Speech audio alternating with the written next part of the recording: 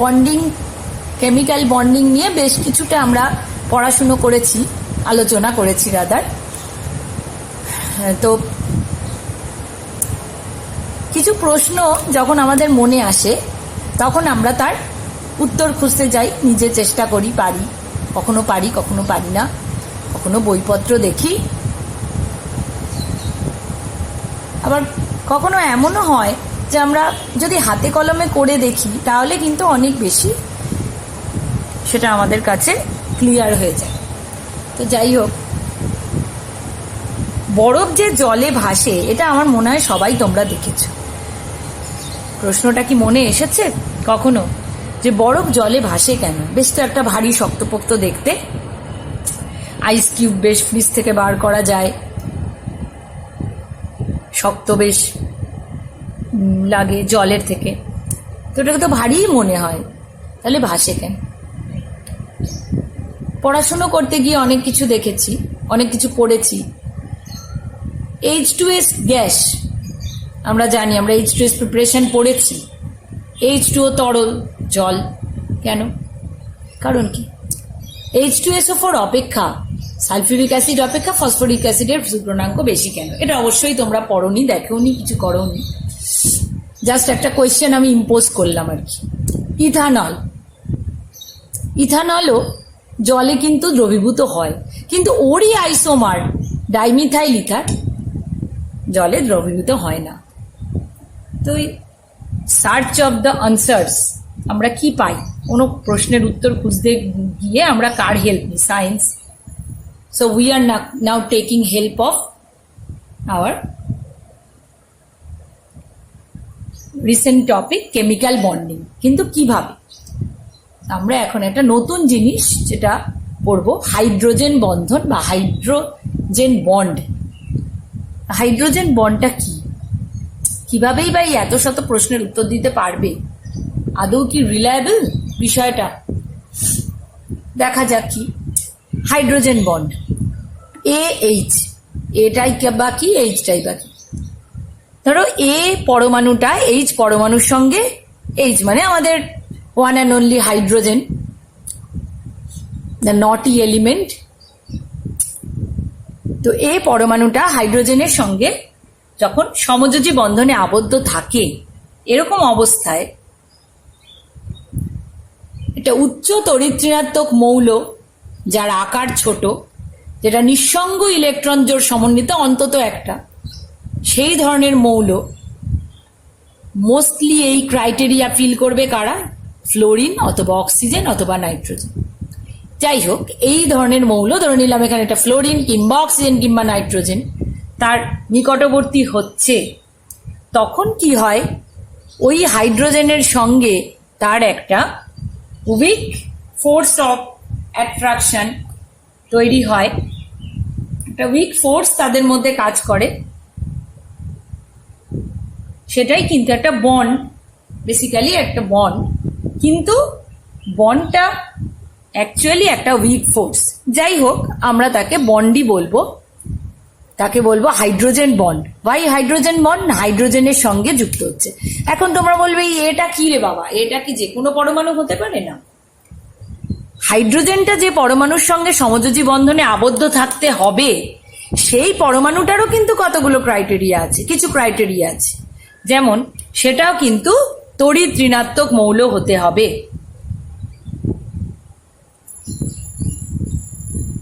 তড়িৎ ঋণাত্মক মৌল ফ্লোরিন, অক্সিজেন কিংবা নাইট্রোজেন। ফ্লোরিনের তড়িৎ ঋণাত্মকতা 4 ইলেকট্রন ভোল্ট, ম্যাক্সিমাম ইলেকট্রোনেগেটিভিটি। অক্সিজেনের 3.5 ইলেকট্রন ভোল্ট, নাইট্রোজেনের 3 ইলেকট্রন ভোল্ট। স্পেশাল কেসে অর্গ্যানিকে আমরা দেখব কার্বন এবং ক্লোরিনও এক্ষেত্রে হতে পারে।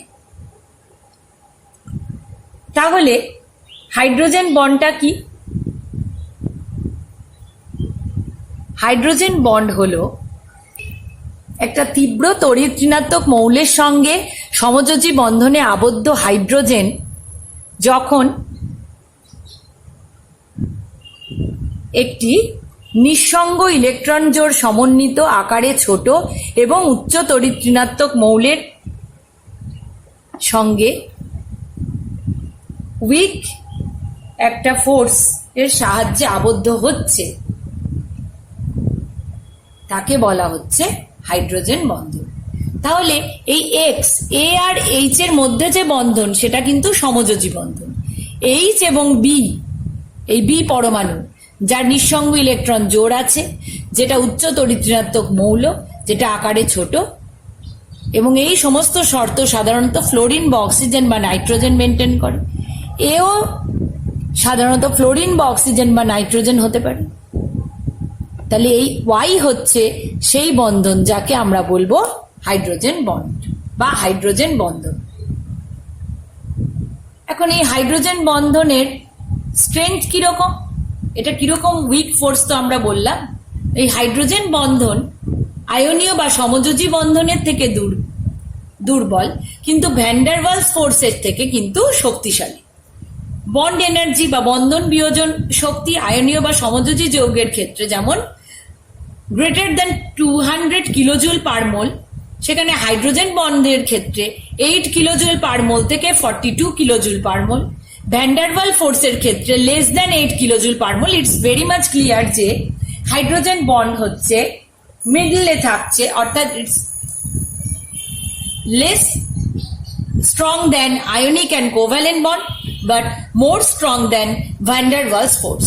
এখন প্রশ্ন হচ্ছে, ক্লোরিন স্থায়ী হাইড্রোজেন বন্ধন গঠন করতে পারে না। ক্লোরিনের ইলেকট্রোনেগেটিভিটি কিন্তু বেশি, 3.5, কিন্তু নাইট্রোজেন তার তড়িৎ-ঋণাত্মকতা কম হলেও পারে, হাইড্রোজেন বন্ড গঠন করতে পারে। কেন? কারণ হচ্ছে, আমি এখানে আবার দেখো পড়েছি, উচ্চ তড়িৎ-ঋণাত্মক মৌল, আকারে ছোট, নিঃসঙ্গ ইলেকট্রন জোড় সম্পন্ন। তাহলে ক্লোরিন আর নাইট্রোজেন উভয়েরই নিঃসঙ্গ ইলেকট্রন জোড় রয়েছে, উচ্চ তড়িৎ-ঋণাত্মক মৌল, কিন্তু ক্লোরিনের আকার বড়, নাইট্রোজেনের আকার ছোট।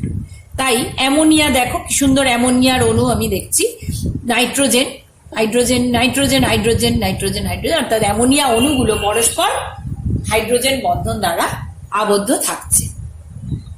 বোঝা গেছে? তাহলে ক্লোরিন কিন্তু কেন স্থায়ী হাইড্রোজেন বন্ধন গঠন করতে পারছে না, কিন্তু নাইট্রোজেন কিন্তু গঠন করতে পারছে। এবার আমরা একটা প্রশ্ন করব, কোন ক্ষেত্রে অধিকতম শক্তিশালী হাইড্রোজেন বন্ধন গঠিত হয়? এইচএফ অর্থাৎ দুটো হাইড্রোফ্লোরিক অ্যাসিডের মধ্যে, না দুটো H2 অর্থাৎ জলের অণুর মধ্যে, নাকি দুটো অ্যামোনিয়ার অণুর মধ্যে? কোন ক্ষেত্রে হবে? আমরা হাইড্রোজেন বন্ডকে কিভাবে এঁকেছি, কিভাবে ডেসক্রাইব করেছি? হাইড্রোজেন পরমাণুটি সমযোজী বন্ধনে যুক্ত একটি পরমাণুর সাথে যার তড়িৎ-ঋণাত্মকতা বেশি, সেই এইরূপ একটি হাইড্রোজেন পরমাণু যেটা তড়িৎ-ঋণাত্মক মৌলের সঙ্গে যুক্ত, তীব্র তড়িৎ-ঋণাত্মক মৌলের সঙ্গে যুক্ত, তার নিকটবর্তী যদি এমন একটি পরমাণু আসে যার নিঃসঙ্গ ইলেকট্রন জোড় আছে এবং সেটা তড়িৎ-ঋণাত্মক হয়, তাহলে তাদের মধ্যে হাইড্রোজেন বন্ধন হয়। এই বন্ডটা হচ্ছে হাইড্রোজেন বন্ধন। আমরা আস্তে আস্তে বুঝবো, যখন দুটো ভিন্ন অণুর মধ্যে হাইড্রোজেন বন্ধন ঘটছে, ভিন্ন অণুর মধ্যে হাইড্রোজেন বন্ধন ঘটছে, অর্থাৎ সেটা একই যৌগের বা একই মৌলেরও অণু হতে পারে, একই যৌগের অণু হতে পারে, ভিন্ন যৌগেরও অণু হতে পারে।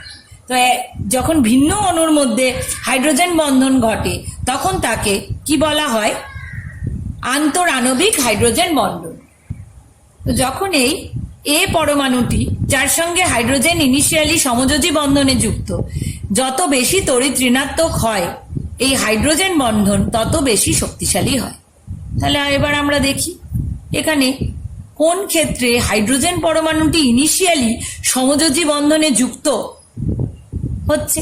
এক্ষেত্রে ফ্লোরিনের সাথে, এক্ষেত্রে অক্সিজেন, এক্ষেত্রে নাইট্রোজেন। তাহলে অবশ্যই আমরা জানি যে ফ্লোরিনের সবচেয়ে বেশি তড়িৎ-ঋণাত্মক, তাহলে সেক্ষেত্রে এইচএফ এর দুটো এইচএফ অণুর মধ্যে যে হাইড্রোজেন বন্ড হবে সেটা সবচেয়ে বেশি শক্তিশালী হবে। আবার বলছি, হাইড্রোজেনটা যার সাথে সমযোজী বন্ধনে আবদ্ধ, সেই মৌলটা, সেই পরমাণুটা যত বেশি তড়িৎ-ঋণাত্মক সেটা তত বেশি শক্তিশালী। তাহলে এইচএফ, H2O, অ্যামোনিয়া এর মধ্যে হাইড্রোজেনটা কার সঙ্গে যুক্ত? ইনিশিয়ালি ফ্লোরিন, অক্সিজেন এবং নাইট্রোজেন। এদের মধ্যে ফ্লোরিন সবচেয়ে বেশি তড়িৎ ঋণাত্মক, তাই প্রথম ক্ষেত্রে অর্থাৎ দুটো HF এর মধ্যে যে হাইড্রোজেন বন্ড হবে তা বেশি শক্তিশালী হবে। নেক্সট OH, আমরা জাস্ট দেখে নেব প্রশ্নটা কি, কোন ক্ষেত্রে সর্বাধিক শক্তিশালী হাইড্রোজেন বন্ড গঠিত হয়। তা প্রথম ক্ষেত্রে দেখছি হাইড্রোজেনের সাথে অক্সিজেন যুক্ত, পরের ক্ষেত্রে হাইড্রোজেনের সঙ্গে নাইট্রোজেন, পরের ক্ষেত্রে হাইড্রোজেনের সঙ্গে নাইট্রোজেন, পরের ক্ষেত্রে হাইড্রোজেনের সঙ্গে অক্সিজেন। কিন্তু দেখছি যে এক্ষেত্রে OH, O, OHN, NHN, NHO, অর্থাৎ উত্তর হবে OHN। কারণ হাইড্রোজেন পরমাণুটা যার সাথে সমযোজী, যার সাথে হাইড্রোজেন বন্ড করবে সেই পরমাণুটা অন্যটার থেকে যত কম তড়িৎ ঋণাত্মক হবে তত হাইড্রোজেন বন্ড বেশি শক্তিশালী হবে। কেন?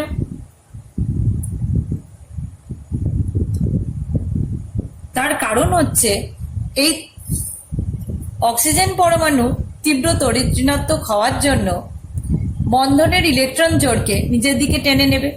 তাহলে এখানে একটা ডেল্টা মাইনাস, এখানে ডেল্টা প্লাস তৈরি হবে। এই ডেল্টা প্লাস হওয়ার জন্য এর মধ্যে তো ইলেকট্রন নেই, তাহলে যদি একটা পরমাণু যুক্ত আসছে হাইড্রোজেন বন্ড করতে, সেই পরমাণুটা যদি অধিকতর তড়িৎ ঋণাত্মক হয় তাহলে সেও তো আবার এখান থেকে ইলেকট্রন পুল করতে চাইবে, কিন্তু এই হাইড্রোজেন তো অলরেডি তার মধ্যে ল্যাকিং অফ ইলেকট্রন রয়েছে, তাহলে সে কখনোই চাইবে না ওই ধরনের পরমাণুর সঙ্গে হাইড্রোজেন বন্ড করতে। নেক্সট প্রশ্ন, বোরিক অ্যাসিড সাধারণত একক অনুরূপে থাকে না কেন? এখন বোরিক অ্যাসিড কি? H3BO3, এর স্ট্রাকচার কিরকম হয় বা এর গঠন? কেন্দ্রীয় পরমাণু একটা বোরন থাকে B এবং তিন দিকে তিনটে অক্সিজেনের সঙ্গে যুক্ত, যেই অক্সিজেনগুলো আবার একটি করে হাইড্রোজেন পরমাণুর সঙ্গে সমযোজী এক বন্ধনে যুক্ত থাকে। তো স্বাভাবিকভাবেই এই OH বন্ডটি ধ্রুবীয় প্রকৃতির হয় এবং দুটি H3BO3 অণু নিকটবর্তী হলে তারা কি করে? পরস্পরের সঙ্গে হাইড্রোজেন বন্ধন দ্বারা এইভাবে যুক্ত হয়। আমি বললাম যে ভিন্ন অণু দ্বারা,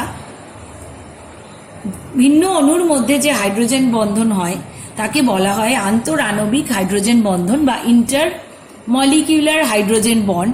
এক্ষেত্রে দেখো একই যৌগের দুটি ভিন্ন অণুর মধ্যে এই ধরনের হাইড্রোজেন বন্ধন ঘটছে।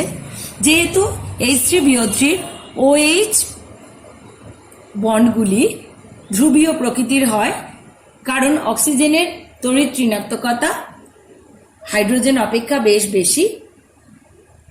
তো এইভাবে তারা দুটি অণু পরস্পরের সঙ্গে যুক্ত হয়, হাইড্রোজেন বন্ধন দ্বারা যুক্ত থাকে এবং এইভাবে একটা রিং ফর্ম করে।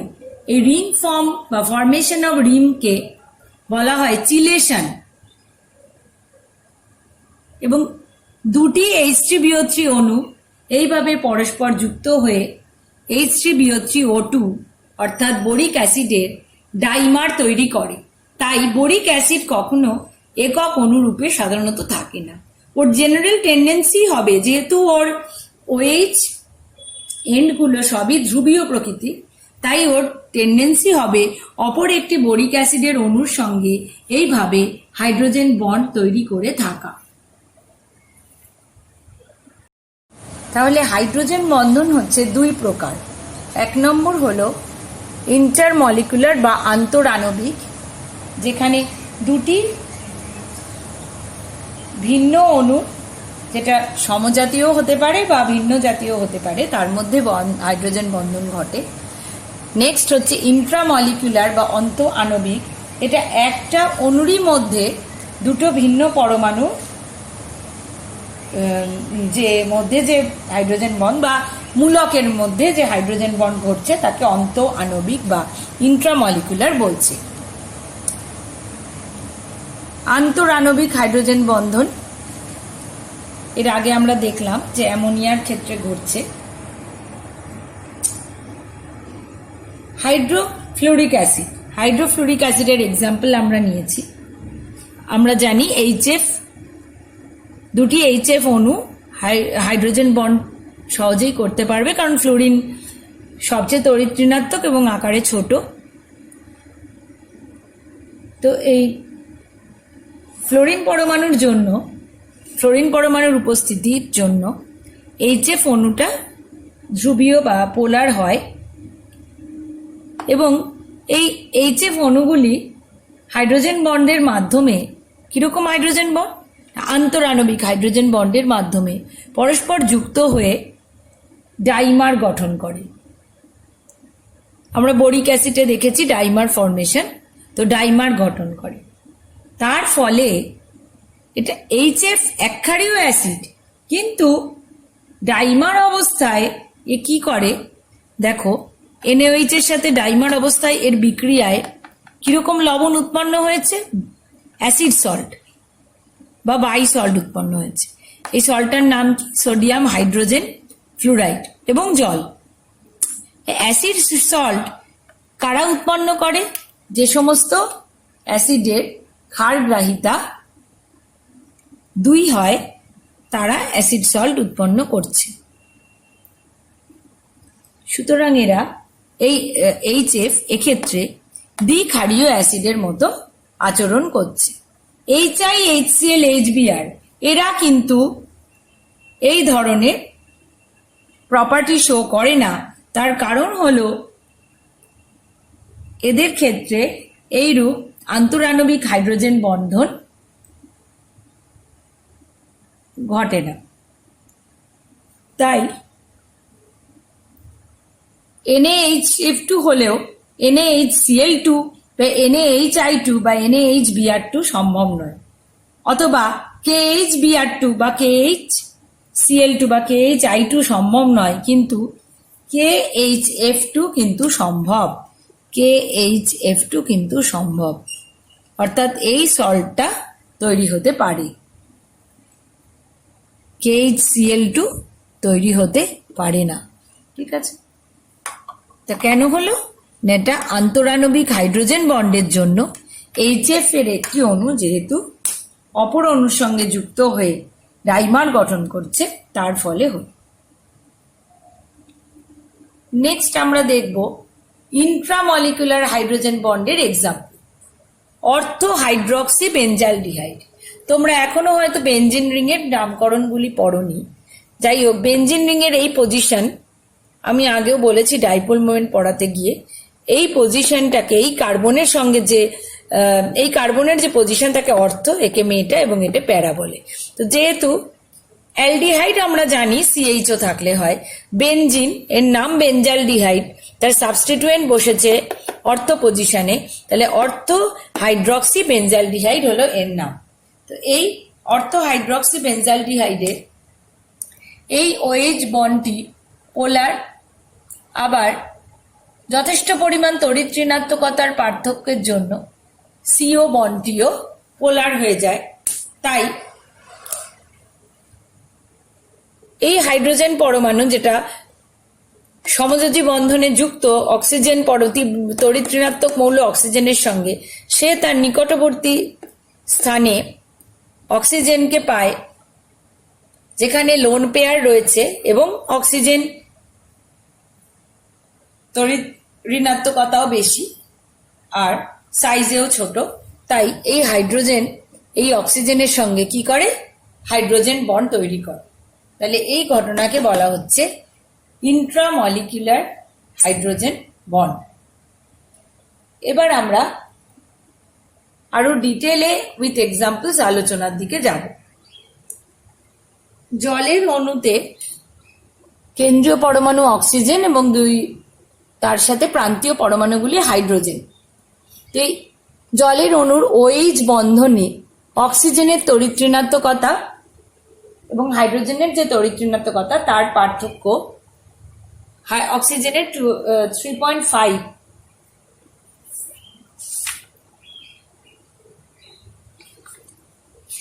হওয়ায় এই OH বন্ধনটি পোলার হয় এবং জলের অণুগুলি এই কারণে বহু সংখ্যক জলের অণু আন্তরাণবিক হাইড্রোজেন বন্ধন গঠন করে এবং এরা এই ধরনের H2O হোল এন অর্থাৎ অনেকগুলি অণু পরস্পরের সঙ্গে এভাবে আবদ্ধ থাকে বা সংযোজিত অবস্থায় থাকে। তার ফলে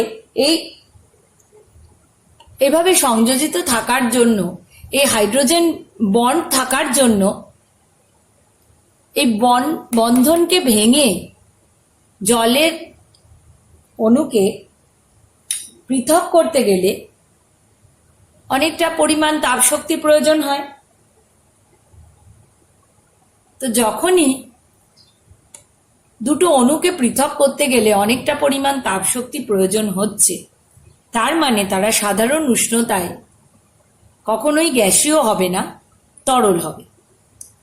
তাই জল সাধারণ উষ্ণতায় কিন্তু তরল, অথচ একই গ্রুপ বা গ্রুপ 16-এরই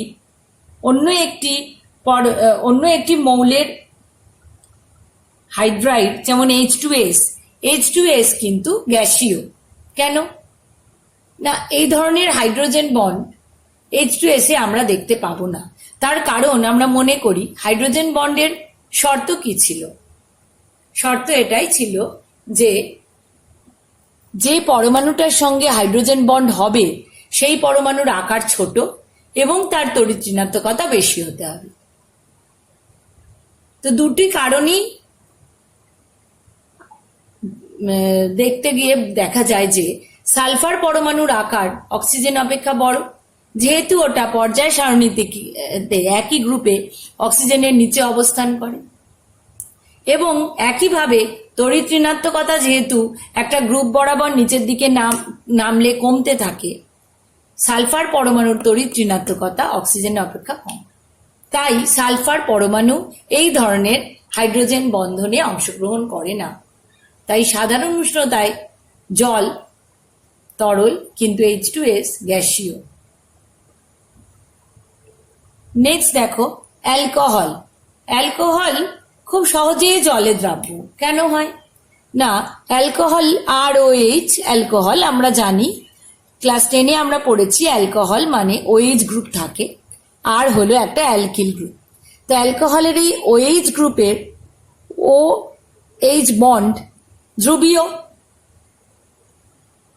তাই এই ROH জলের অণুর সঙ্গে সহজেই হাইড্রোজেন বন্ধন গঠন করে এভাবে আবদ্ধ থাকে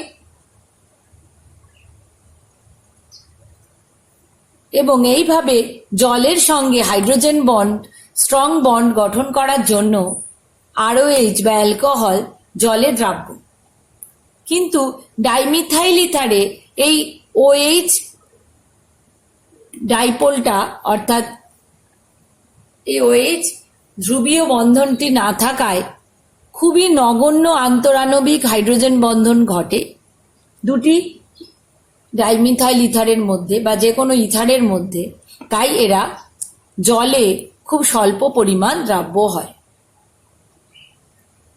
আবার বলি, অ্যালকোহলের অণুগুলি জলের সঙ্গে হাইড্রোজেন বন্ধন গঠন করে এইভাবে সংযোজিত হয়ে থাকে, তাই অ্যালকোহল জলে সহজে দ্রাব্য। ডাইমিথাইল ইথার, ধরো এখানে ইথানল নেওয়া হলো, ইথানল জলে দ্রাব্য হচ্ছে, কিন্তু ডাইমিথাইল ইথার ওরই সমাবয়ব, কিন্তু সে জলে দ্রাব্য নয়, কারণ এক্ষেত্রে OH বন্ধন নেই, যে OH বন্ধনে অক্সিজেন এবং হাইড্রোজেন তড়িৎ ঋণাত্মকতার পার্থক্যের জন্য ধ্রুবীয়তা দেখায়। তাই এরা নগণ্য আন্তরাণবিক হাইড্রোজেন বন্ধন গঠন করে এবং জলে খুব অল্প পরিমাণ দ্রাব্য হয়।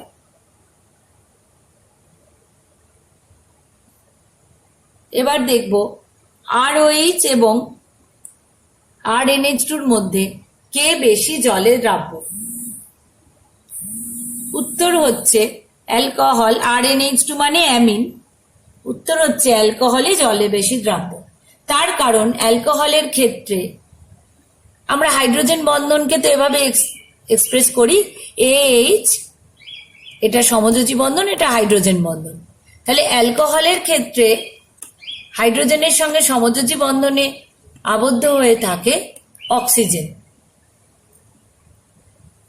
অ্যামিনের ক্ষেত্রে হাইড্রোজেনের সঙ্গে সমযোজী বন্ধনে থাকে নাইট্রোজেন। তাহলে এখানে অক্সিজেন, এখানে নাইট্রোজেন। নাইট্রোজেন অপেক্ষা অক্সিজেন কি মোর তড়িৎ ঋণাত্মক বা বেশি তড়িৎ ঋণাত্মক। তাই আমরা আগে দেখেছি যে AH, এই সমযোজী বন্ধন, সেই সমযোজী বন্ধনে আবদ্ধ হাইড্রোজেনের সঙ্গে অন্য পরমাণু হাইড্রোজেন বন্ড করে, কিন্তু হাইড্রোজেন পরমাণুটি সমযোজী বন্ধনে যার সঙ্গে যুক্ত সেই পরমাণুটা যত বেশি তড়িৎ ঋণাত্মক হয় তত বেশি শক্তিশালী হাইড্রোজেন বন্ড।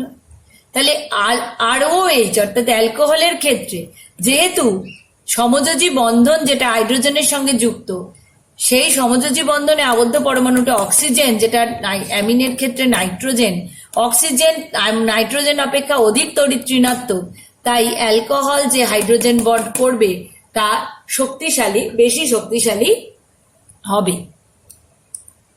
সুতরাং ROH জলে বেশি দ্রাব্য হবে রাদার দ্যান কি RnH2।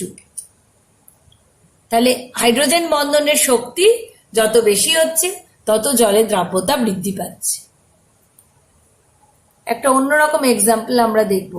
Na+ এবং NH4+ এর মধ্যে জলে কে বেশি দ্রাব্য? উত্তর হচ্ছে NH4+ জলে বেশি দ্রাব্য। কেন? না, Na+ জলের অণু দ্বারা, জলের অণু এক্ষেত্রে ডাইপোলের মতো আচরণ করছে, তো জলের অণু দ্বারা ডাইপোল, আয়ন ডাইপোল ইন্টারাকশন, যেটা দুর্বল ইন্টারাকশন দ্বারা আবদ্ধ থাকে। Na+ আয়ন আর এর চারদিকে বিভিন্ন ওর চতুর্দিকে ডাইপোল দ্বারা আকর্ষণে আবদ্ধ থাকে। কিন্তু NH4+ এক্ষেত্রে জলের অণুর সঙ্গে সে NH4+ শক্তিশালী হাইড্রোজেন বন্ধন গঠন করে, ফলে NH4+ জলে বেশি দ্রাব্য।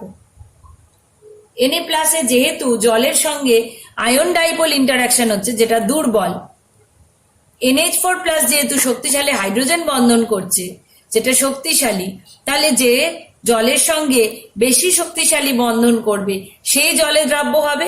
তাই এক্ষেত্রে NH4+ জলে বেশি দ্রাব্য। নেক্সট এক্সাম্পল হচ্ছে অর্থোনাইট্রোফেনল। নাইট্রোফেনল NO2 গ্রুপ থাকবে, অর্থো নাইট্রোফেনল তাহলে OH থাকবে আর NO2 থাকবে। অর্থোনাইট্রোফেনলে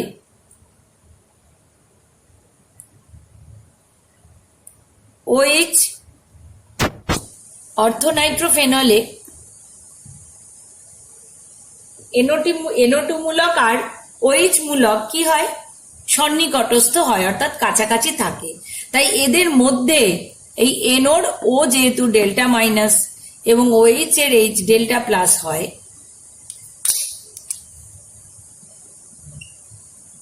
এদের মধ্যে একটা আন্তঃআণবিক হাইড্রোজেন বন্ধন গঠিত হয়, যার ফলে অর্থোনাইট্রোফেনলের অণু কখনোই ডাইমার বা ইত্যাদি গঠন করে না, সংযোজিত হয় না। এরা একক অনুরূপে, এই হাইড্রোজেন বন্ধন যেহেতু বেশ স্ট্রং, তাই এরা একক অনুরূপে অবস্থান করে।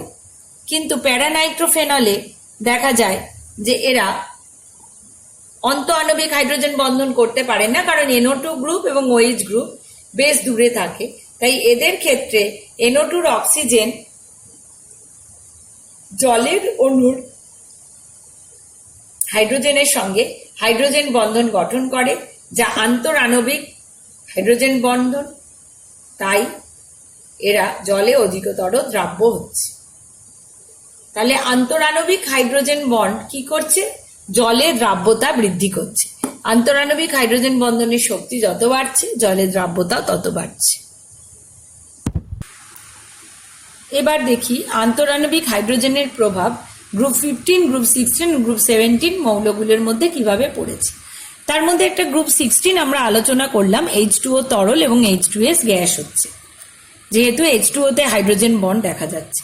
ঠিক অনুরূপভাবে গ্রুপ 15-এ অ্যামোনিয়া তরল কিন্তু ফসফিন গ্যাস। কেন? অ্যামোনিয়ার ক্ষেত্রে হাইড্রোজেন বন্ধন দেখা যায়, যেহেতু নাইট্রোজেন ফসফরাস অপেক্ষা ছোট এবং অধিকতর তড়িৎ ঋণাত্মক, তাই অ্যামোনিয়াতে হাইড্রোজেন বন্ধন দেখা গেলেও ফসফিনে দেখা যায়নি। সিমিলারলি HF এবং HCl এর মধ্যে HF এ হাইড্রোজেন বন্ড দেখা যায়, কিন্তু HCl এ দেখা যায় না। তাই HF তরল এবং HCl গ্যাসীয়।